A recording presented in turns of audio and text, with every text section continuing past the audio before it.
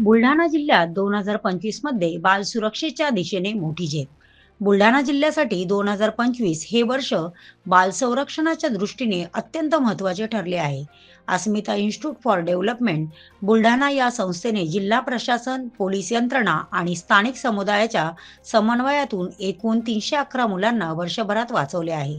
यामध्ये 287 बालविवाह रोखण्यात आले, तर 24 मुले व मुलींना मानवी तस्करीतून मुक्त करण्यात आले. तस्करीतून वाचवण्यात आलेल्या मुलांमध्ये 16 मुली आणि 8 मुले आहेत.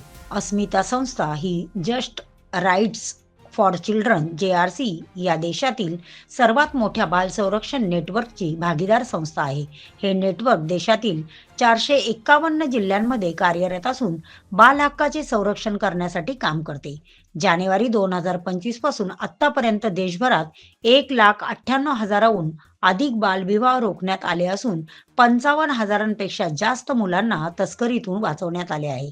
या यशाबाबत बोलताना संस्थेचे अध्यक्ष संगीता गायकवाड आणि प्रकल्प समन्वयक योगेश डांगे यांनी सांगितले की प्रशासन, पोलीस, ग्रामपंचायत आणि शिक्षकांच्या सक्रिय सहभागामुळेच जमिनीवर बदल दिसून येत आहे. केवळ मुलांना वाचवणे नव्हे, तर त्यांचे पुनर्वसन, शिक्षणात पुनःप्रवेश आणि कुटुंबांना शासकीय योजनांचा लाभ मिळवून देणे हे पुढील उद्दिष्ट असल्याचे त्यांनी स्पष्ट केले.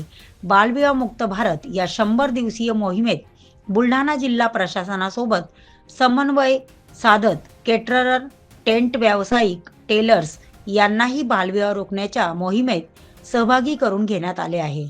2030 पर्यंत बालविवाह, बालमजुरी आणि बालतस्करी निर्मूलनासाठी संस्था सातत्याने कार्यरत राहणार असल्याचा निर्धार यावेळी व्यक्त करण्यात आला. Prime media 24 news Gopal Dhage, Nandura, Buldhana.